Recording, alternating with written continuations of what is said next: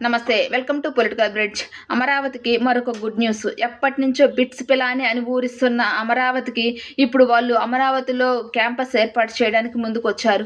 దాదాపుగా 3 దశల్లో అమరావతిలో క్యాంపస్‌ని నిర్మించబోతున్నారు. తొలి దశలో 1000 కోట్ల వరకు పెట్టుబడులు పెట్టబోతున్నారు.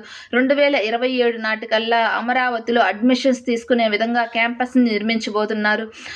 చంద్రబాబు నాయుడు గారు అమరావతిని నాలెడ్జ్ సిటీగా తీర్చిదిద్దుతాం అనే లక్ష్యంలో భాగంగా అమరావతికి దేశంలోనే బెస్ట్ యూనివర్సిటీస్‌ని ఇంట్రొడ్యూస్ చేయబోతున్నారు.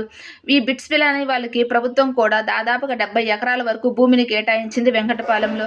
వాళ్ళు క్యాంపస్‌ని నిర్మించి అడ్మిషన్స్ కూడా తీసుకోబోతున్నారు 2027 నాటికల్లా. నిజంగా ఇప్పుడు అమరావతికి అన్ని యూనివర్సిటీస్ ఇప్పటికే విట్టు, ఎస్ఆర్ఎం మరియు అమృత యూనివర్సిటీస్, మొన్న నివిడా వీళ్ళు అమరావతిలో తొలి ఏఐ యూనివర్సిటీస్‌ని కూడా ఏర్పాటు చేయబోతున్నారు. ఈ యూనివర్సిటీస్ అన్నీ కనుక అమరావతిలో ఉంటే అమరావతి అనేది ఎడ్యుకేషన్ హబ్‌గా, నాలెడ్జ్ సిటీగా తీర్చిదిద్దుకుంటుంది. మీరేమంటారు? కామెంట్ చేయండి. వీడియో నచ్చితే సబ్స్క్రైబ్ చేయండి. థాంక్యూ.